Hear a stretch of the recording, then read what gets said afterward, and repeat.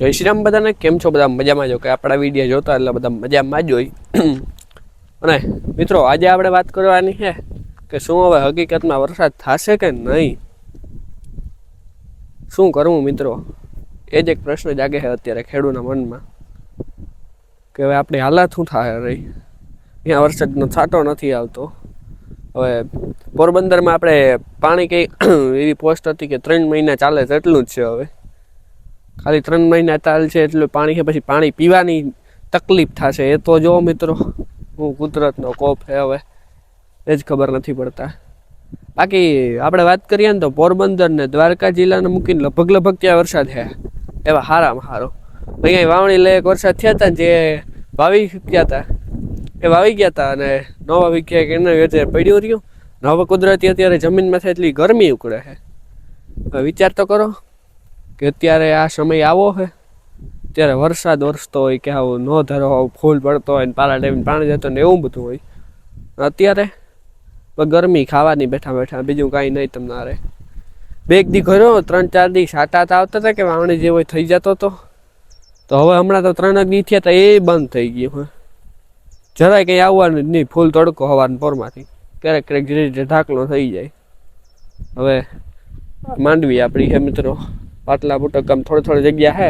અને આજે આપણે છે ને હાઈકું હાથી કમ્પ્લીટ આપણે અકાઈ ગયું ને કદાચ છેલ્લું હાથી હાઈકું છે આપણે.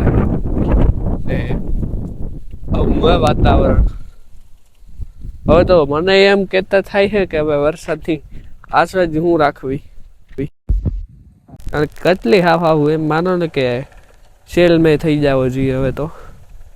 પણ નહીં, વરસાદ કે હું ભગવાન કે નહીં આવું. હવે કેદી આવે હવે પાછું કે હવે 1લી થી 3જી આગાહી એમાં આવશે. હવે એમાં જ આગાહી ગયું છે મિત્રો. અત્યારે તો આગાહી મિત્રો, હવે આગાહી ઉપર ભગવાન નથી હાલતો. અત્યારે વરસાદ જ્યાં પડ્યો ને ત્યાં જ એક ધારો વરિહા રાખે એમ માનો. કન્ટિન્યુ છે ને, જ્યાં વરસ્યો ને ત્યાં જ વરિહા રાખે. આ સુરતમાં ફરીને પાછો ત્યાં જ વરસે, ફરીને ત્યાં વરે પાછા આગાહી ત્યાં જ જાય ફરીને. દક્ષિણ ગુજરાત અટાક ન થયા ને તો 3-4 દીમાં હવે આમાં પાછું પાણી વાત છે. બોલો હવે શું વાત કરવી મારે. 3-4 દીમાં પાછું પાણી. હવે જુઓ, આવું કરક આમ થઈ જાય વાતરું કે જાણે એમને આવી જાય હતા કે ના નહીં આવે. હવે આપણે પાણી વારીને કેટલું વારી એટલું અહીંયા એટલું તળાવમાંથી આવે તો આવી છે, પછી જમીનમાંથી પાણી પતી જાય તો શું થાય હાલાત. રીહે માંડવી આમને આમ ઊભી.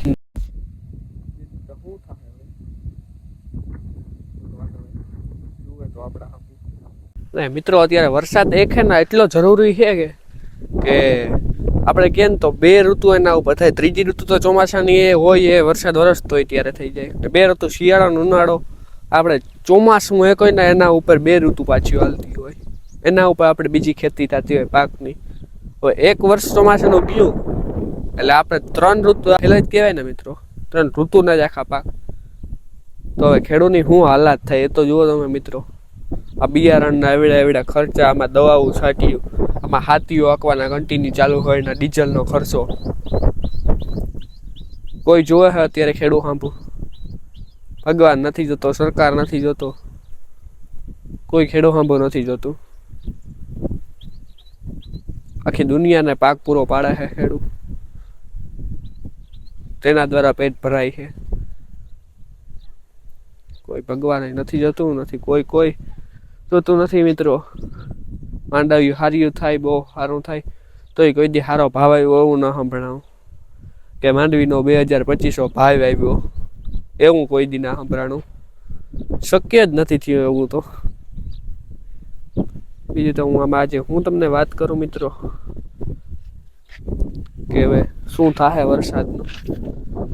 બાકી તો હવે આજે નરવા ભગવાન રાખીએ. તો આપણે મળીએ બીજા વિડીયો વાત કરીએ આપણે મિત્રો. મળીએ બીજા વિડીયોમાં. જય શ્રી રામ બધાને.